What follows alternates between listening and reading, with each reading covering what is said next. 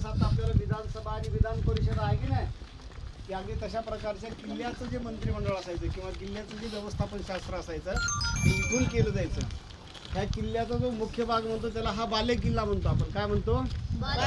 किल्ल्याचं जे मुख्य ठिकाण आहे, म्हणजे शत्रू सैन्य आक्रमण करत करत करत इथपर्यंत आलं की ज्याला काय म्हणतो की आपण हा जो आपला भगवा ध्वज आहे तो हे मेन ठिकाण असायचं आणि इथपर्यंत हे कब्जा करत आलं तो किल्ला त्यांच्या ताब्यात आला असं समजलं जायचं.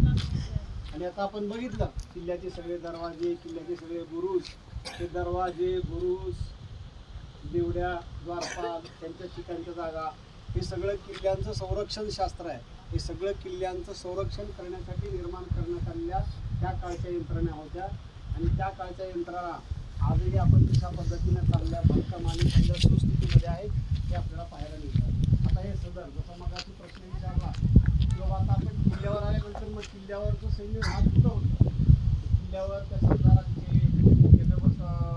मंडळाचे, सैन्याचे, इतर आपल्या लोकांचे, स्त्रियांच्या वगैरे वाडे वगैरे कुठे आहेत? तर आज ते वाडे, त्या सदर वगैरे जे आहेत, ते महाल वगैरे जे आहेत ते सद्यस्थितीमध्ये किल्ल्यावर आपल्याला कुठेही पाहायला मिळत नाही.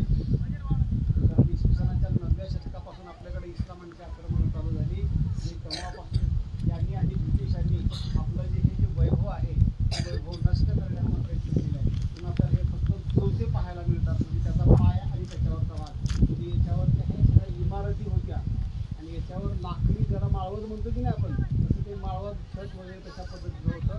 अशी अप्रतिम ही रचना होती.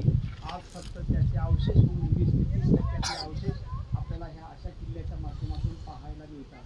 आता ही जी तुम्हाला बाजूला मस्जिद वजा जी इमारत दिसते, तर ज्यावेळेस इस्लामांची आक्रमणं झाली गेली त्यात आपल्याला बऱ्याच किल्ल्यावर, म्हणजे तुम्ही रायगडावर जरी गेलात जगदीश्वराच्या मंदिरावर, म्हणजे किल्ल्यावर गेला तर शिवनेरी किल्ल्यावर सुद्धा तुम्हाला असे ठिकाण पाहायला मिळतात. म्हणजे ज्यावेळेस इस्लामांचे आक्रमण झाले त्यावेळेस आपले कळस वरचे आणून गेले आणि मग अशा प्रकारचे घुमट आणि दर्गे किल्ल्यावर निर्माण झाले गेले. विशाळ गडावर सुद्धा अशाच पद्धतीचा दर्गा आपल्याला पाहायला मिळतो.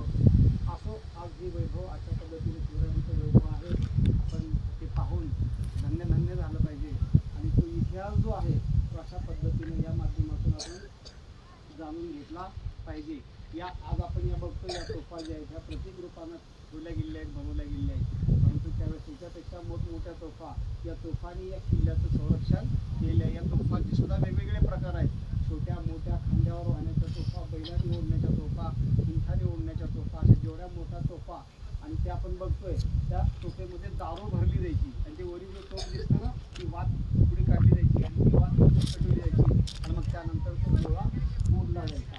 आणि साधारणपणे 1-2 किलोमीटरच्या परिसरामध्ये त्या गोळ्याच्या आणि त्या तोफेच्या आकाराप्रमाणे तो गोळा जाऊन आढळायचा. आणि शत्रू सैन्याची 20 असेल, 25 असेल, 50 सैन्याची संख्या असेल त्याच्यामध्ये जाऊन जर पडला आणि त्या गोळ्याची